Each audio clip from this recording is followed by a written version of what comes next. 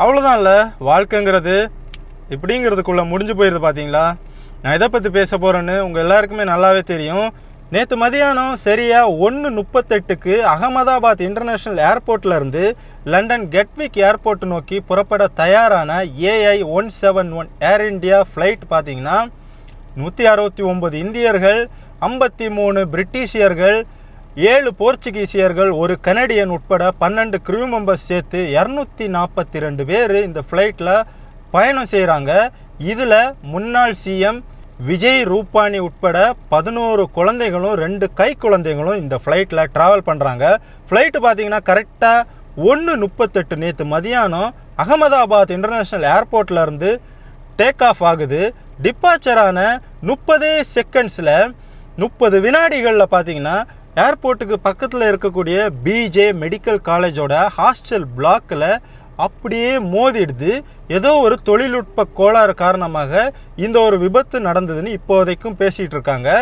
மோதின அந்த ஒரு ஸ்பாட்லேயே பார்த்தீங்கன்னா இதில் பயணம் செஞ்ச 242 பேரில் 241 பேர் இறந்து போயிடுறாங்க.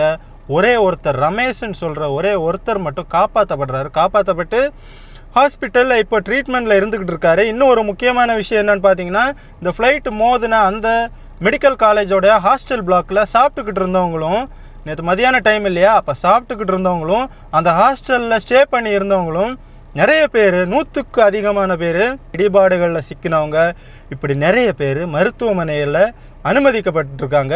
ஸோ இந்த ஒரு விஷயத்தை கேட்டதுலேருந்து மனசு அவ்வளோ வேதனையாக இருக்குது. இந்த ஒரு விபத்து உண்மையிலேயே ரொம்ப ஒரு வருத்தத்தை ஏற்படுத்து.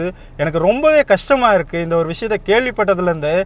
இந்த விபத்தில் இறந்து போன 241 பேரோட ஃபேமிலி மெம்பர்ஸை கொஞ்சம் நினச்சி பாருங்களேன்.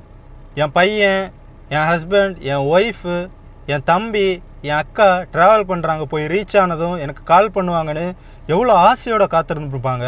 ஆனால் அவங்க டிவிலையும் சரி, ஃபோன் மூலியமும் சரி, அவங்களுக்கு கேள்விப்பட்ட இந்த ஒரு தகவல் அவங்களுக்கு எவ்வளோ ஒரு பெரிய ஒரு தாக்கத்தை கொடுத்துருக்கும் பார்த்தீங்களா. இன்றைக்கி நாம் உயிரோடு இருந்தால் என்ன வேணால் சாதிக்க முடியும், என்ன வேணால் சம்பாதிக்க முடியும். உயிர் விலை மதிப்பற்றதுன்னு சொல்லுவாங்க, அதுதான் உண்மை. தயவு செஞ்சு எல்லாருமே இந்த விபத்தில் உயிரிழந்த எல்லாரோட ஆன்மாவுக்காகவும் அவங்களோட ஃபேமிலிஸுக்காகவும் தயவு செஞ்சு உங்களோட ப்ரேயர்ஸை வச்சுக்கோங்க. தேங்க்யூ.